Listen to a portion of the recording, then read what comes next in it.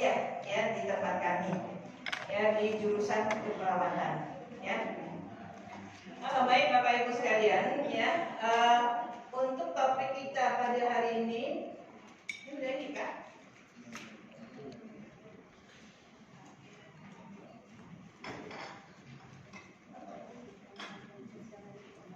Di sini ya sesuai dengan topik yang diharapkan adalah mengenai sosialisasi kesehatan jiwa ya masyarakat dan juga terkait dengan masalah nafsa. Kemudian bagaimana peran sekolah dan kolaborasi dengan pihak puskesmas ya untuk bisa menanggulangi masalah-masalah yang ada di sekolah ya, khususnya bagi siswa-siswa kita. Jadi saya mungkin fokusnya bukan masyarakat secara umum ya, kalau masyarakat secara umum ya mungkin bagi pemegang program mungkin ya, tetapi mungkin bagi Bapak Ibu kita tentu karena di sini statusnya adalah dari sekolah, tentu nanti yang berkaitan dengan bagaimana ya kesehatan jiwa di sekolah, baik itu personil-personil yang mulai dari kepala sekolah, guru, ya kemudian siswa, ya kemudian juga tenaga administrasi, ya dan sebagainya yang ada di sekolah. Ya. Baik Bapak Ibu sekalian, ya kalau kita melihat, ya ini rasanya bagi pemegang program ini tidak asing lagi, ya untuk melihat bagaimana sih perkembangan masalah kesehatan jiwa, ya. Nanti Bapak Ibu jangan kok Ibu ini ngomongnya gangguan jiwa, belum ya, tidak hanya gangguan jiwa nanti kita akan bicaranya, tetapi saya mulai dari angka kejadian ya gangguan jiwa. Karena kalau kita tidak mengatasi permasalahan yang terjadi di sekolah ya di masyarakat, maka nanti akan bisa berlanjut menjadi masalah gangguan jiwa ya. Nah, jadi kalau kita lihat ya, untuk gangguan jiwa berat ya, ini di Indonesia itu 7%. Ya, kemudian yang tertinggi itu di Bali ya. Kita Sumatera Barat posisinya ranking 9 Bapak Ibu ya. Nah, dulu ranking 3 ya, sekarang turun. Tapi dia turun kalau masalah ini ya. Tapi kalau kelulusan siswa kemudian dia diterima di perguruan tinggi negeri, kalau bisa 100%. Ya, tapi kalau ini Pak dia nggak turun. Kalau bisa kita 0. Ya, itu harapannya. Ya. Nah, kemudian ada juga yang dipasung. Ya, kemudian untuk cakupan pengobatan ini masih 84,9%. Yang berobat rutin pun itu masih kurang. Ya, walaupun sudah terdeteksi oleh pemegang program, tetapi yang berobat rutin ini masih kecil, ya, di bawah 50%, ya. Nah, kemudian ya depresi. Kalau depresi ini sering terjadi pada usia di atas 15 tahun, Bapak Ibu, ya. Jadi di sini angkanya 6,1%, ya. Nah, kemudian yang tertinggi itu di Sulawesi Tenggara, ya. Kita termasuk 10 besar juga ternyata. Jadi angka untuk masalah depresi ya ini di Sumatera Barat cukup tinggi, ya masih 10 besar. Kalau bisa kita turunkan lagi, ya. Nah, kemudian gangguan mental emosional, ya. Alhamdulillah ini tidak 10 besar, ya. Nah, tetapi ini mempengaruhi juga terhadap masalah kesehatan jiwa tentunya. Ya. Nah, sekarang Bapak Ibu, apa sebenarnya, ya? Kesehatan jiwa itu seperti apa sih? Nanti Bapak Ibu bisa menilai diri sendiri, termasuk kategori mana kita. Ya, apakah sehat jiwa, masalah psikososial, tetapi jangan gangguan jiwa. Ya, nah saya garis bawahi jangan gangguan jiwa. Ya, kalau masalah psikososial, ya itu biasa. Ya, yang penting kita kembali ke normal lagi. Ya, nah yang dikatakan sehat jiwa adalah suatu kondisi mental sejahtera yang memungkinkan hidup harmonis dan produktif. Ya.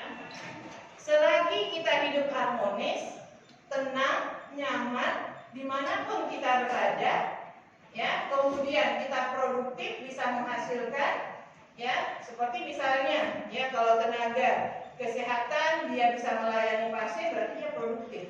Bapak Ibu, ya bisa mengajar membimbing siswa, ya, kemudian ya membantu siswa untuk bisa mencapai cita-citanya, itu berarti kita produktif.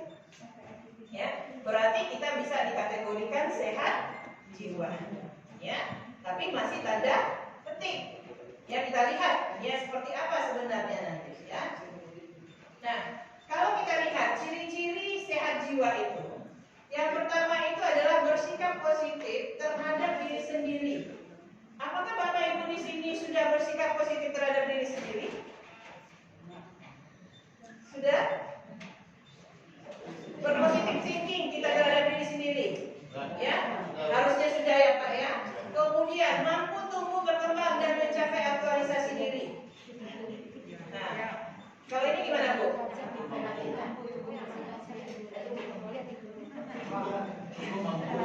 Mampu Pak, tapi bisa dikategorikan mencapai aktualisasi diri. Karena kategorinya ini Pak, ini sesuai dengan kebutuhan. Fisiknya, fisiologis terpenuhi. Oke, aman. Itu paling level paling bawah. Yang level yang kedua, rasa aman dan nyaman. Aman rasanya apa? Ya kalau terbuka pintu dibuka, ya masih ada rasa cameda, masuk orang beko ada segala macam. Ada juga ya Pak ya, masih ada juga. Ada nggak rasa kasih sayang di dalam keluarga? Baik, alhamdulillah. Ya. Ini kan masih Indonesia. Ya. Kemudian ada nggak rasa ya kita itu saling menghargai? Alhamdulillah. Ya kalau kondisi seperti itu bisa mencapai aktualisasi diri. Tapi ada orang yang tidak mampu mencapai aktualisasi diri. Walaupun sebenarnya dia orang berada. Jangan indikatornya orang yang sehat jiwa atau aktualisasi ini, indikatornya bukan dia punya uang banyak. Oh saya punya uang banyak, mobil saya ada 4 di rumah saya rumah gedongan. Belum tentu ya dia bisa mencapai aktualisasi diri. Kenapa kira-kira itu Bapak Ibu? Kenapa kira-kira? Selagi pikirannya hanya uang, orientasinya adalah uang, ya. Nah, itu berarti rasa nyamannya tidak terpenuhi. Ya. Sampai membuat pintu itu berlapis-lapis, ya, supaya jangan masuk maling katanya. Nah, itu berarti ada rasa tidak nyaman. Kalau rasa tidak nyaman itu muncul pada diri kita, berarti kita belum bisa dikategorikan bisa mencapai aktualisasi diri. Ya, kalau belum bisa berarti kita belum bisa mencapai sehat. Ya. Kemudian mampu ya mengatasi stres dan perubahan pada diri kita. Ya. Perubahan terjadi pada diri kita. Ya, terutama pada remaja, ya Bapak Ibu bisa melihat ya. Dulu kalau yang di SMP, yang mengajar di SMP, dulu anak-anak kita masuk SMP itu culun ya, Bu. Iya kan? Ya, Pak. Ya. Kayak anak apa ya? Ya enggak mengerti apa-apa gitu. Setelah dia masuk di SMP, bergaul dengan teman-temannya, mulai gayanya sudah berbeda. Ya, penampilannya sudah berbeda. Ya. Nah, itu terjadi perubahan. Siap tak menerima kondisi seperti itu? Kita harus siap. Sama kita yang di sini, ya Bapak Ibu. Kalau usia kita sudah 50 tahun, siapa yang sudah 50 tahun di atas? Bapak, Ibu. Kalau Bapak biasanya sih enjoy saja. Tapi kalau ibu-ibu Pak, ya, nampak katanya ini garis mata saya udah ini katanya kan? Wah, mencari Pak, ya mencari kemana-mana untuk sumber kecantikan. Nah itu adalah sebenarnya sih lumrah, bagus, ya. Tetapi kadang-kadang membuat seseorang itu merasa tidak nyaman. Apalagi kalau kondisinya sudah mulai menopause, ya. Nah ini juga bisa mengakibatkan terjadinya rasa tidak nyaman, ya. Nah ini perubahan-perubahan yang dimaksud di sini. Kemudian bertanggung jawab terhadap keputusan dan tindakan yang diambil. Ya, kita kalau melakukan sesuatu, kita harus bertanggung jawab dengan apa yang kita lakukan. Ya, jangan lempar batu, sembunyi tangan. Ya, awak yang bagule, kurang yang kena impas. di antara kita saja, di antara siswa-siswa kita juga seperti itu. Ya. Nah, kemudian ya persepsi realistis. Ya, kemudian juga yang menghargai perasaan dan sikap orang lain. Ya, terakhir adalah menyesuaikan diri dengan lingkungan. Hargailah perasaan orang lain. Coba sekarang ini Bapak Ibu, permasalahan yang terjadi di sekolah. Anak-anak sekolah sekarang sekolahnya daring atau luring, Pak? Campur ya Bapak Ibu ya. Ya, di sekolah pun kadang dilakukan daring juga. Anak-anak bawa HP.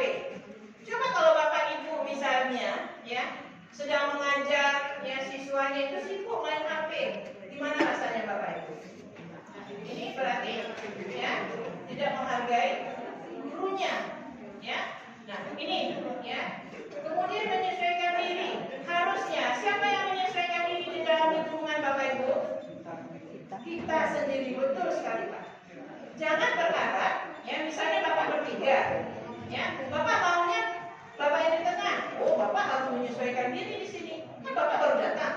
Atau misalnya Bapak yang harusnya, ya Bapak kan nggak ada sahamnya di sini. Misalnya seperti itu, ya.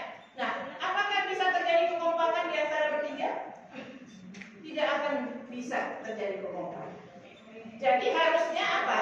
Masing-masing individu yang ada seperti di ruangan ini harusnya masing-masing kita yang menyesuaikan diri, ya supaya terjadi kekompakan di antara kita, ya seperti itu. Nah, ini tentang sehat sakit, ya kesehatan jiwa Bapak Ibu. Kita selalu berada proses adaptif, ya kemampuan menyesuaikan diri itu dalam kondisi sehat jiwa. Tapi suatu saat bisa saja kita tidak full sehat jiwanya, karena mungkin kita lagi demam, ya, atau kita punya masalah, ya, anak sudah 2 hari gak pulang, dan pikiran kan? Nah, ini belum bisa kita mengatakan, oh kita selalu di dalam posisi sehat jiwa, ya. Tapi bisa saja ini bergeser Bapak Ibu, itulah namanya rentang. Ya, dia bergeser ke arah masalah psikososial. Tapi mungkin dia tidak mencapai gangguan jiwa, ya, dia tidak mencapai gangguan jiwa, dan kita tidak berharap sampai gangguan jiwa. Kalaupun misalnya terjadi penyimpangan ke arah masalah psikososial, kita berharap supaya masalah bisa diatasi dan kita kembali ke posisi sehat. Itu harapannya. Tidak usah cemas Bapak Ibu, ya, tidak usah difoto, ya. Ini nanti saya kasihkan. Yang sudah ada sebenarnya sama panitia, ya. Nah, bagaimana masalah-masalah psikososial?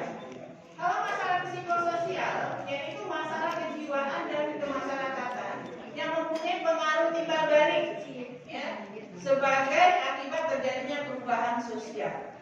Perubahan sosial itu yang paling kecil terjadi di dalam lingkungan keluarga, ya, itu perubahan yang sangat kecil, ya, di antara anak dengan orang tua.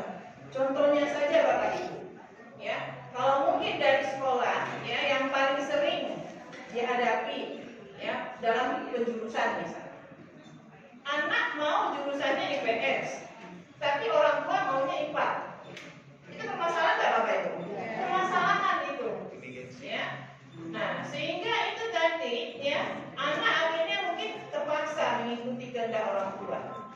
Namun, ya, dia mengikuti separuh hati, ya, tidak optimal. Nah, ini yang terjadi, ya. Nah, kemudian, ya, dengan perubahan sosial ini misalnya, di dalam keluarga terjadi broken home di dalam keluarga. Bapak Ibu yang sering bertengkar, ya, perceraian dalam keluarga, ya, ini sering mengalami. Maaf Bapak Ibu yang dari sekolah, ada yang dari jurusan BK? Guru-guru umum atau guru apa ya Bapak Ibu? Kepala sekolah ya Bu ya? Oh iya, ya. Bagus sebenarnya kepala sekolah, karena kepala sekolah mengambil kebijakan. Ya kan Bapak Ibu ya? Nanti kebijakan, ya mau nanti kita misalnya melakukan membuat suatu program misalnya. Nah, yang menentukan program itu nanti memutuskan adalah kepala sekolah, ya. Nah, itu, ya. Nah, biasanya untuk masalah kesehatan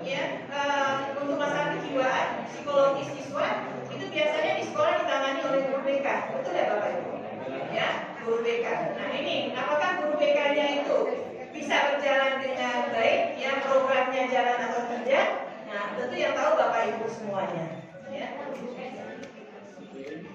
Nah kemudian ini contoh masalah psikososial Bapak Ibu. Orang yang masalah psikososial seperti psikotik gelandangan, orang gangguan jiwa yang di jalanan itu Bapak Ibu, yang pernah melihat? Ya yang bajunya nggak beres, nggak mandi-mandi, rambutnya panjang, keluyuran, itu adalah gelandangan. Kemudian pemasungan, ya kemudian masalah anak, biasanya masalah anak dengan penganiayaan, kemudian masalah anak remaja, tawuran, ya. Nah kemudian kenakalan, ya penyalahgunaan narkoba. Nah ini, ya yang mungkin juga banyak di antara siswa kita. Kemudian masalah seksual, kekerasan, stres, ya. Nah, ini semua ini adalah masalah psikososial Bapak Ibu. Dia tidak dikategorikan dia gangguan jiwa, tetapi masalah psikososial. Kalau dibiarkan terus, resikonya siswa tersebut akan bisa jatuh ke gangguan jiwa. Contohnya penggunaan narkoba, ya.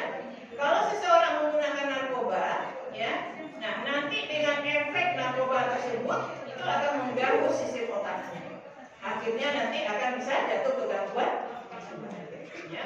Atau anak yang suka tawuran dengan kekerasan, ya, anak yang biasa dengan kekerasan ini, kebiasaan seperti ini dibiarkan terus, ini juga akan bisa menjadi orang-orang yang mengalami gangguan kejiwaan. Ya, akhirnya nanti ya perilaku ini dipertahankan, ya. Nah ini akan merusak lingkungannya dan orang lain. Nah ini ciri-ciri masalah psikososial, ya. Nah mungkin Bapak Ibu, ya masalah ini sering terjadi sebenarnya di antara kita. Tetapi kalau seandainya tidak terlalu berat, masih bisa ditanggulangi, itu yang bagus. Tapi kalau seandainya sulit untuk mengatasi, itulah kita perlu pelayanan kesehatan. Jadi Bapak Ibu nanti bisa koordinasi dengan pihak puskesmas. Misalnya, ya, ada misalnya di antara anak-anak kita yang cemas saja terus, khawatir saja terus, ya. Nah, kemudian ada rasa takut, ya. Saya barusan di jalan, ya, masih rapat, ya, dengan tim dosen. Membahas masalah mahasiswa, ya takut untuk pergi praktek Pak, ya. Kalau jadi tenaga kesehatan, kalau takut praktek gimana? Gimana rasanya Ibu? Mungkin yang ibu-ibu yang sudah pengalaman, bisa nggak keterampilannya diasah tanpa praktek? Nggak akan bisa, gitu, ya. Nah setiap dia masuk ke ruangan ini, alasannya sakit, ya. Hari pertama masuk, kemudian sakit. Ya, dinas lagi di rumah sakit jiwa itu juga. Ya, hari pertama masuk, kemudian sorenya hilang. Besoknya nggak masuk lagi. Ya, nah ini setelah dikaji ternyata masalahnya itu tadi. Ya, masalah psikososial. Ya, harus ditangani. Ya, saya bilang kalau ini sudah harus kita tangani melalui ya perawat jiwa ini. Saya bilang gitu. Ya. Nah, kemudian mudah tersinggung. Ya. Orang yang mungkin anak-anak kita, jangankan anak-anak kita pun kadang-kala kurang babisi SKT Pak, ya awal atas ibu, ya Bu, ya. Nah atau misalnya, ya ada kerjaan kita mungkin, ya terkerjakan oleh orang lain, kita singgung loh. Nah ini, ya, nah ini muncul, ya. Nah kemudian sulit konsentrasi. Ya, kemudian ragu-ragu, kecewa, ya, kemudian pemarah dan reaksi ya fisik seperti jantung berdebar-debar, ya ini juga mempengaruhi, ya otot tegang, sakit kepala, ini adalah ciri dari masalah psikososial ini. Nah, sekarang, ya, bagaimana perilaku yang menunjukkan yang gangguan jiwa? Kalau dari yang tadi ada nggak di antara kita, ya muncul gejala seperti itu, Bapak Ibu? Kadang-kadang ada. Kadang-kadang ada ya Bapak Ibu, ya. Kalau yang tadi, ya. Yang ini tadi, kadang-kadang ada muncul di antara kita. Ya, lumrah itu. Yang penting jangan sampai seperti ini. Ya. Kalau ini sudah gangguan jiwa, ya, udah berbeda. Ya. Nah, saya yakin kalau di sekolah, ya, itu tidak ada, ya. Tapi kadang-kadang ada juga muncul satu-satu, ya. Kami dari pendidikan, ya, dari apa namanya, kan ada tes kesehatan, ya, tidak terdeteksi. Tahu-tahu setelah 1 tahun kuliah baru muncul gejala gangguan jiwa. Ada perilaku-perilaku ke arah gangguan jiwa, ya. Nah, ini sebenarnya udah lama, ya, sejak dia dari sekolah. Nah, ini mungkin Bapak Ibu, ya, kita bisa menggali permasalahan-permasalahan yang ada pada siswa kita, ya, supaya kita bisa mendeteksi, ya, bagaimana masalah psikologis dari siswa-siswa tersebut. Nah, kemudian, ya, juga terkait dengan motivasi menurun, aktivitas menurun, marah-marah tanpa sebab, ya, kemudian bicara dan tertawa sendiri, ngamuk, itu ciri-ciri orang yang sudah gangguan jiwa. Ya, mudah-mudahan tidak terjadi pada keluarga kita dan juga dengan siswa kita. Ya, seperti itu Bapak Ibu. Nah, kalau kita lihat dari hasil penelitian, ya 20% klien yang dilayani oleh dokter di puskesmas itu adalah penderita gangguan mental atau gangguan jiwa.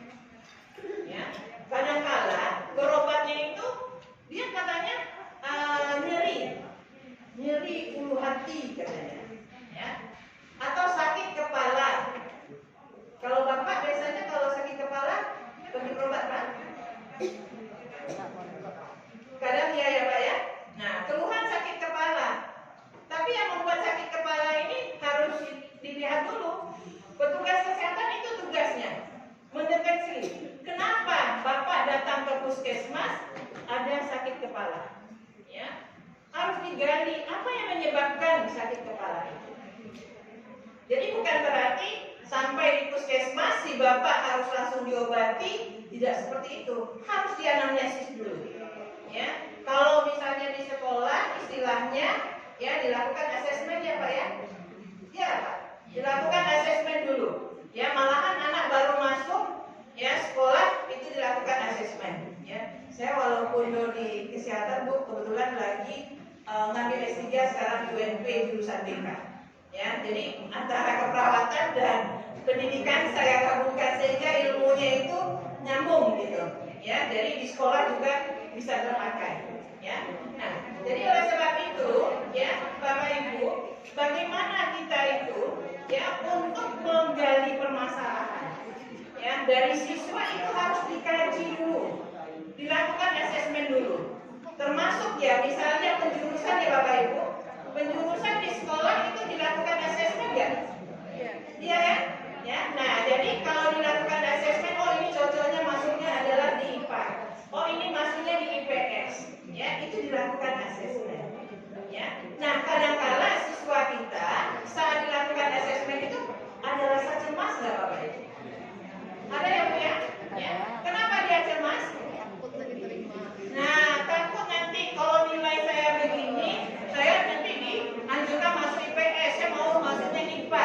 Nah, jadi Bapak Ibu ya mungkin melalui Bapak Ibu kepala sekolah ya membuat kebijakan. Ya, saat mau melakukan asesmen nanti kan yang melakukan nanti guru BK.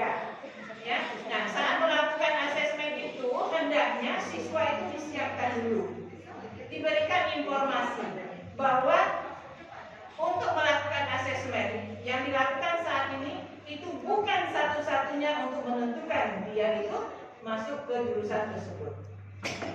Kan itu salah satu instrumen yang digunakan untuk melakukan ya atau menggali ya apa sebenarnya kebutuhan siswa ya seperti itu ya itu saya dapatkan saya kuliahnya di PKK ya ternyata nyambung sekali masalah kesehatan jiwa dengan masalah BK ini ya. Nah kemudian iya Pak,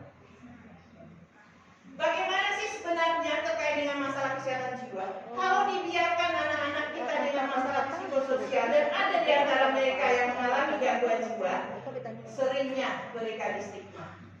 Ya, distigma itu dipandang negatif. Ya, akhirnya, ya kalau dipandang negatif dia berusaha menghindar, ya berusaha dia menjauh. Ya, akhirnya kalau dia menghindar semakin terpuruk masalahnya, tidak terselesaikan masalahnya. Kenapa? Ya pasien gangguan jiwa itu banyak yang kronis. Ya itu tadi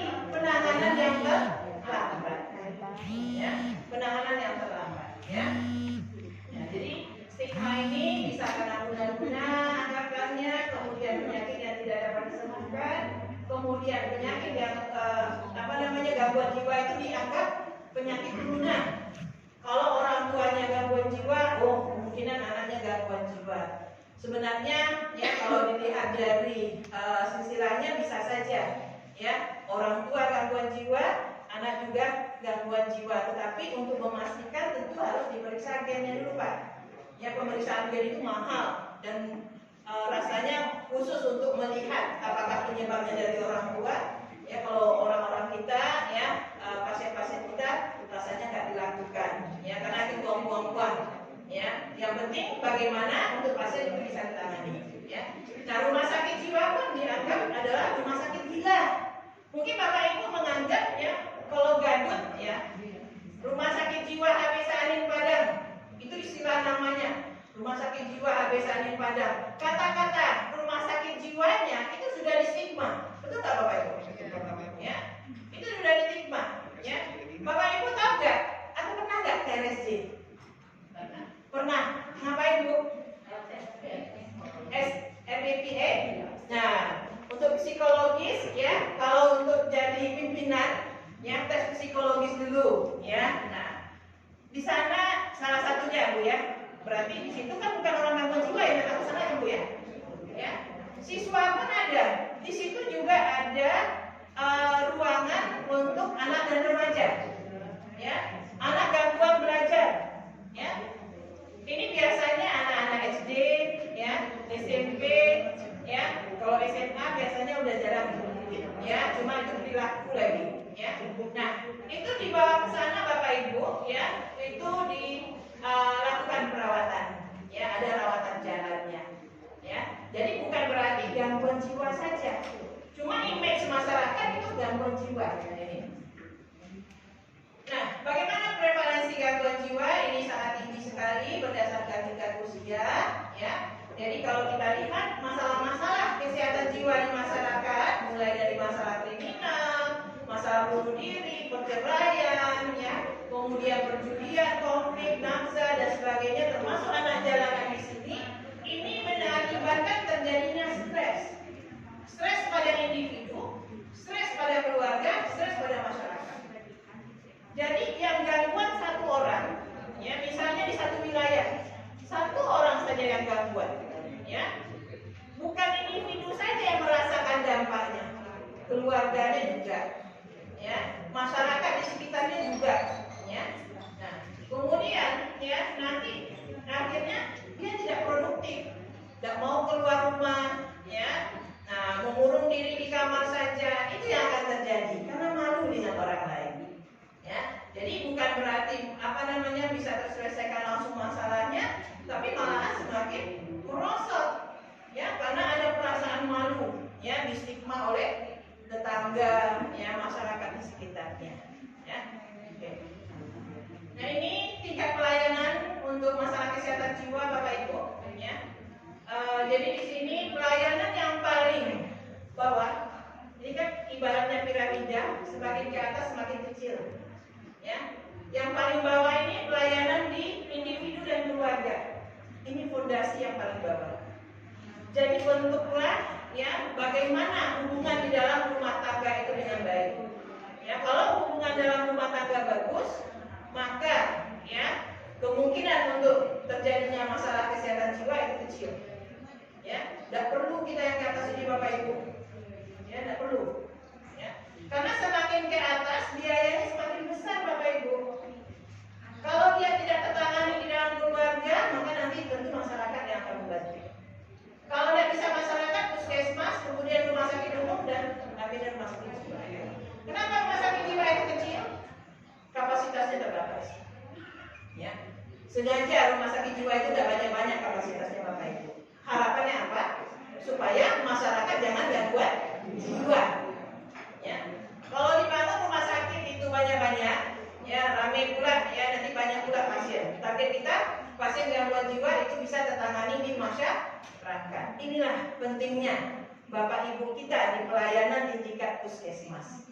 Ya, punya masalah di keluarga, punya masalah di masyarakat, pihak puskesmas lah sebagai fondasi yang paling awal. Kalau di sekolah, ya